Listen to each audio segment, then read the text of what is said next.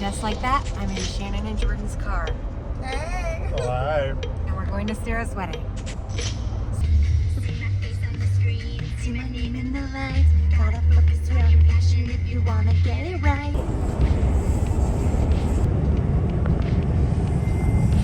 We're in the parking Red Cliffs Day Use area. Are you reading something? Yeah. Another rainbow! Snow! Everyone shut the up. JoJo Siwa premiering. Oh my god, another minute and 27 seconds, bitch. We've been waiting for weeks. Why is there a countdown? JoJo, you're killing me, girl. Are you vlogging? Of course I'm vlogging. And I can't even see my own face, but I want it. And the worst part is once the song starts, it's gonna just be silent. And you're not gonna be able to see me at all. JoJo, we're here, we're queer, thank you. Oh God, we're 34. That's perfect. No, you're actually just casting a shadow on me. I like the flickering light of the emergency vehicle. 28 more seconds. Thou shalt not lie, thou shalt not cheat. 11 seconds, 10, 9, let's hear it guys. 7, 6, 5, 4, 3, 2, 1. Karma's a bitch! Oh my god, turn the volume on. Where's the volume? I can't hear it. Oh my god. Oh. Did we just fishtail?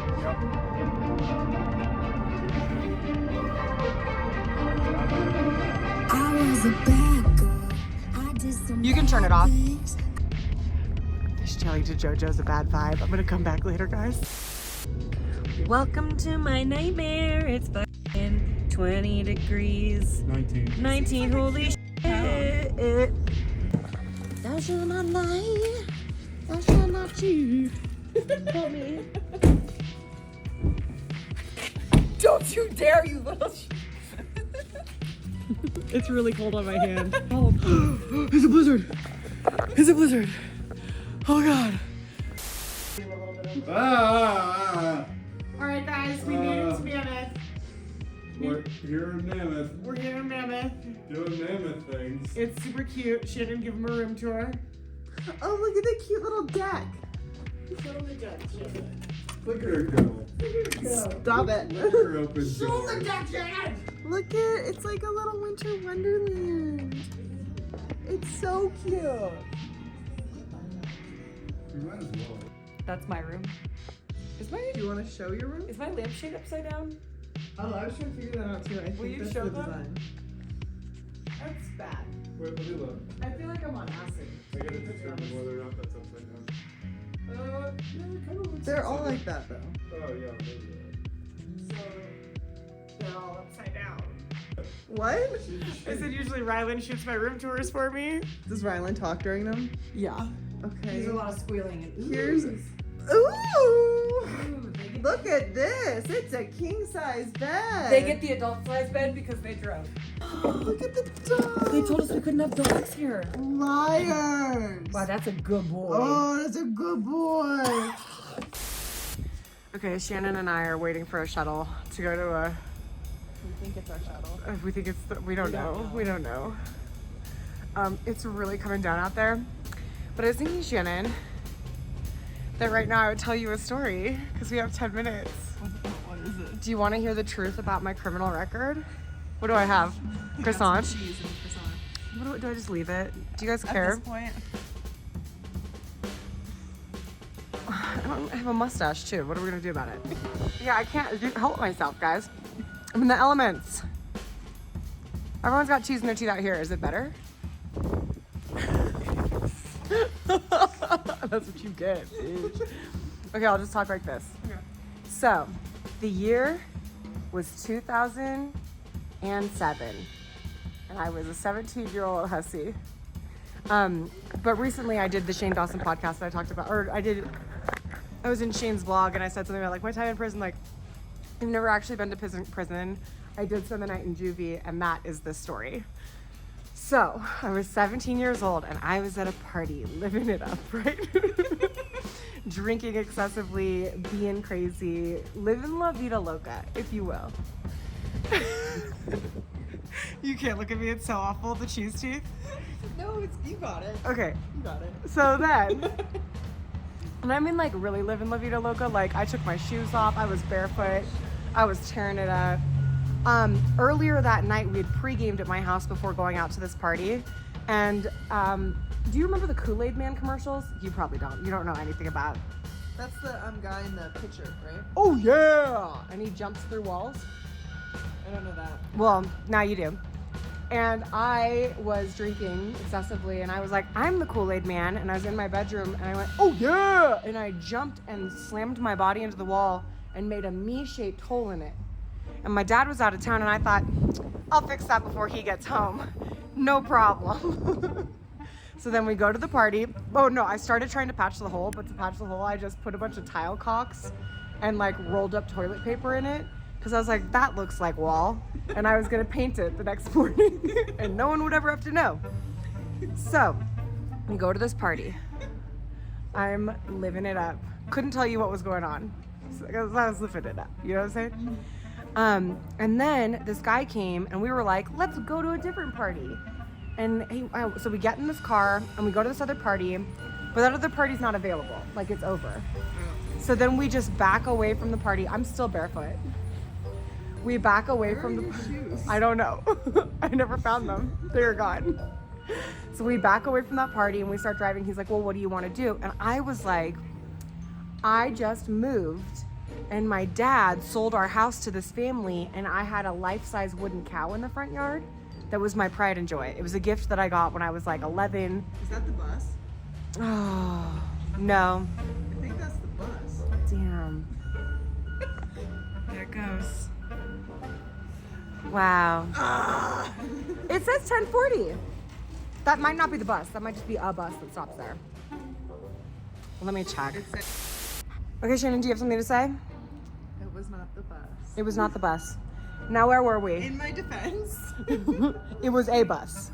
that came to said bus stop at said time. Originally, we were going to be taking the bus. Right, that time. Is it that time? Who cares? Back to the story. It is that time. So, I think that could have been a bus. but it was not the bus because you saw the name of the bus you're supposed to get on. I don't want to edit this. Please let me tell my story. I was wrong. So, life-size wooden cow in the front yard of the house my dad sold.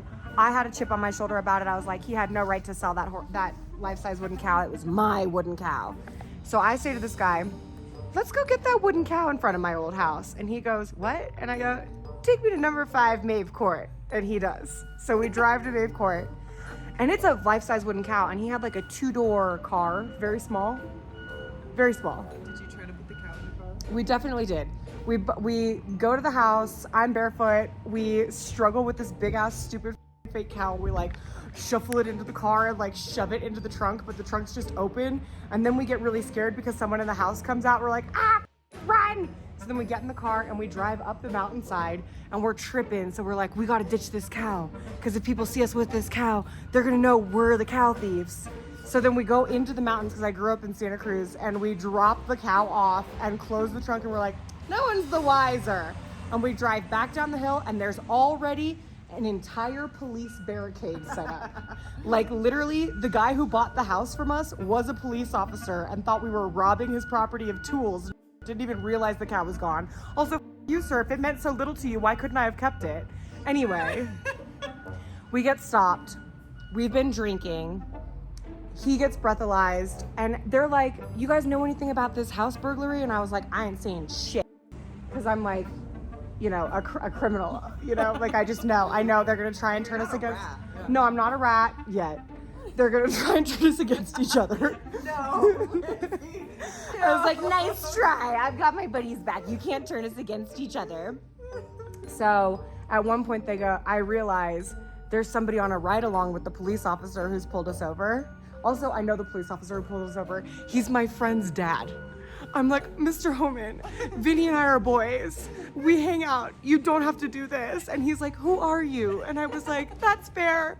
I'm not a person you know. And I'm drunk and it looks like I was robbing a construction site. So all of this is not good in my favor. Then I realized in his car is this guy that I hate from high school on a ride along at 3 o'clock in the morning. And I just zero in on him and I'm like, you. And we'll call him MB because those are just his initials. And then I get breathalyzed because they're like, we're gonna have to breathalyze you. And I couldn't blow hard enough on it, and it looked like MB was just judging how badly I couldn't do this. And I was like, the whole time just staring at him. And it just wasn't working. And then I finally blew it, and like, obviously I was drunk. They're like, okay, we gotta take you to your parents.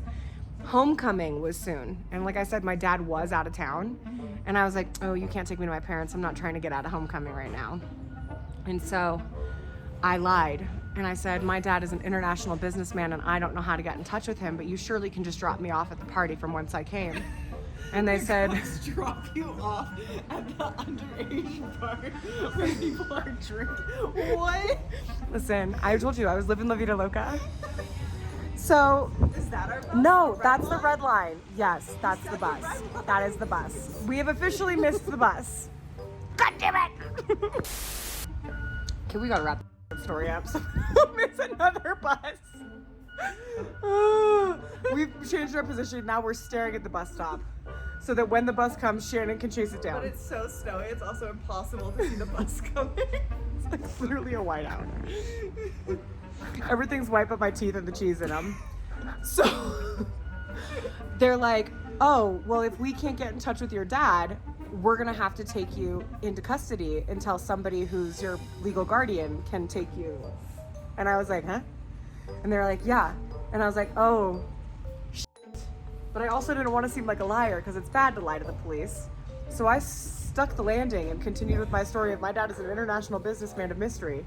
They have to drive me to the hospital to make sure I'm not going to die in my cell because that's just legalese or whatever. So they take me to a hospital. I have to pee with the door open. They give me a pair of like high heel shoes just from the hospital. And I was like, what stripper had to die so I could wear these? And all the while they're like, you're gonna like, you're a flight risk. And I was like, where am I gonna go? Like, where am I? The heels on you? Yeah, literally. The heels on me. So then I start getting real antsy and I'm like, I can't go to juvie. Like, I'm trying to go. That was the timer for the bus. I'm trying to go to this homecoming dance next weekend. We're gonna wrap it up. We're gonna wrap it up. And then at this point I go, well, I want to seem agreeable. And I start ratting on my friends. I start dropping first and last names and saying who's using drugs and what drugs they are. And the police are like, we don't care, dude. We're not gonna go bust up like. You were a rat. I ratted on everyone and anyone. I was like, I've seen so-and-so do cocaine. We're right by their house. We could go get them. You don't want me, you want them. And so that was sad. Snitch. I know, it was really pathetic. It took 15 minutes for me to turn on everyone I've ever known and loved. The people I was writing on, friends with to this day. Sorry, guys. But nothing happened to them. Then I go, you know what? I'm gonna have to pull out the big guns. I go, my godmom's Helen Hunt. So you can feel. You did not. Yeah, you should feel free to just go ahead and drop me off at home. And they're like, you're such a weird liar. And I was like, really, I'm just trying to comply with you guys. I don't know how to reach my dad, but my godmom's Helen Hunt. Here's her phone number for proof. Like, you can call her, she's not around. But, you know, I can't go to juvie. You're gonna have to take me home. And they're like, no, dude, at what point are you gonna get that this is it? This is the end of the line for you tonight. You're going to juvie, no matter what, until you give us a guardian's name and information. So they take me to juvie. They make me take a shower. I throw my panties away because they're filthy because I've been living La Vida Loca and I'm mortified and I'm 17 and I'm like, I don't want them to know what kind of shit is going on in my wet seal thong. So I put it in the trash and they go, where's your underwear? And I go, I threw it away. And they're like, why? And I'm like, because I'm 17 and I'm a girl and I have shame. And so then they gave me prison panties and a prison bra and I put on a jumpsuit that's a lot like Kylie Jenner's sweatsuit line. Yeah, they gave me like Kmart Vans. Anyways, I call my best friend Haley because I think my last hope is her dad. And I say, Haley, I have been detained. Because she doesn't answer. That bitch didn't answer my one phone call. I go, Haley, I've been detained. Maybe your dad can come and get me. I don't know. I'm at juvie in San Lorenzo Valley or whatever. Like, just come get your girl. Whoop, whoop. Okay, bye. And then I get booked and they put me in a cell and I spent the night in juvie. Turns out the real rat is Helen Hunt because the police called her and she gave them my dad's number immediately. Can you believe that? So then the next day my dad comes and gets me, and for some reason like I'm still drunk or whatever, but I'm like pressing up against the glass like, come get me, like it sucks in here, come get me. And my dad drives me home and he's like livid, and we get in the house and there in my bedroom is the big fucking Kool-Aid manhole in the wall that I put before I left, and it's just white with tile caulks and toilet paper like spit wads against it. And that's the story of the beginning of my criminal record. And if you hadn't already heard it on the sip, you heard it here last, folks. Let's get on that bus, Shannon.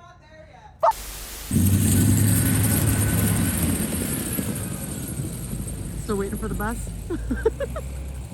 You're so beautiful.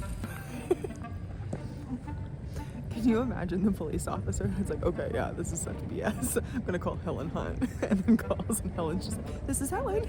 A few weeks later, I started a new job at a movie theater, and I had a wild night the night before my first day of work, and I passed out at work, and because I fainted there, they called an ambulance, and one of the emergency responders was the guy who had arrested me.